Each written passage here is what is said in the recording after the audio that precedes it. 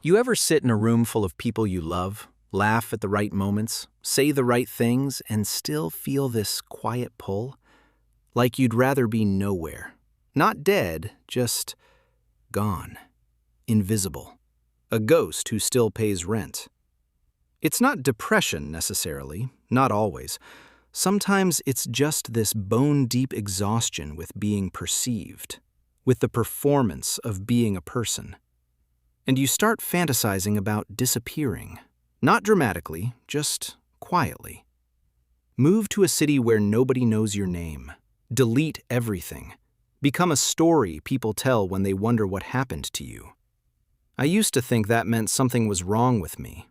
Like wanting to vanish was a failure of gratitude. I have people who care. I have a life that looks fine from the outside. So why does the idea of erasing it all feel like relief? Here's what psychology actually says about this, and it's not what I expected.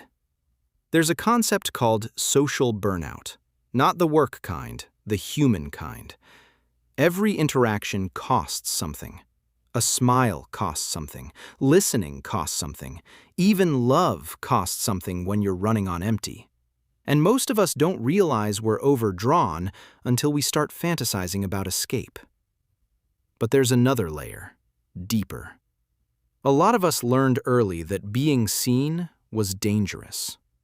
Maybe you grew up in a house where your needs were too much, where having a bad day meant you were difficult, where the safest move was to become small, quiet, easy.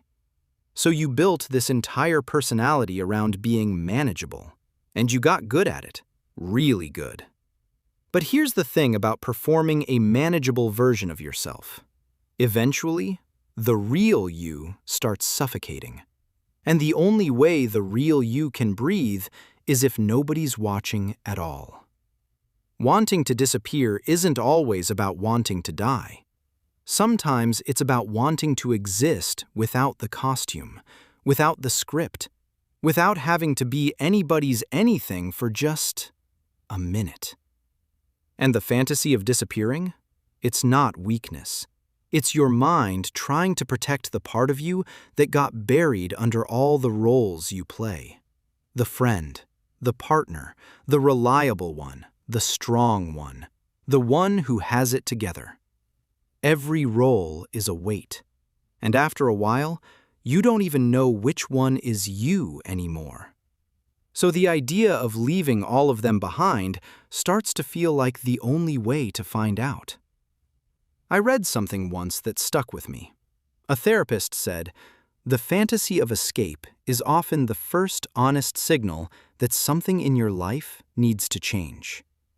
Not the whole life, not the people, something. A boundary you never set. A need you keep swallowing. A version of yourself you outgrew but still perform because it's what people expect." The disappearing fantasy is your psyche waving a white flag. Not surrender, just, "Hey, we need to talk." And the tragedy is, most of us don't listen. We shame the feeling instead. We tell ourselves we're ungrateful, selfish, broken. We push through. We smile harder. We perform better. Until the fantasy stops being a fantasy and starts becoming a plan. So what do you actually do with this? First, stop calling it weird. It's not. There are millions of people who've sat in their cars in the driveway or stared at the ceiling at 3 a.m. feeling the exact same pull. You're not broken for wanting to step off the stage. You're human for noticing the stage was exhausting you. Second, ask what part of you is trying to speak. Not the whole you, the part. Is it the part that never gets to say no? The part that keeps relationships alive by disappearing into them. The part that learned that having needs makes you a burden. Because here's the truth. You don't actually want to disappear. You want to exist without the performance. And that's not the same thing. One is escape, the other is authenticity. The hard part is, Authenticity costs something too. It means some people won't like the real you. It means some relationships won't survive you having boundaries. It means being seen in a way that feels way more vulnerable than the polished version ever did. But the alternative? Keeping the performance going until you genuinely want to vanish? That's the real danger.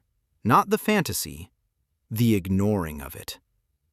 So if you're feeling this right now, if you've been mapping escape routes in your mind just to feel like you can breathe, don't panic. Don't book the one-way ticket yet.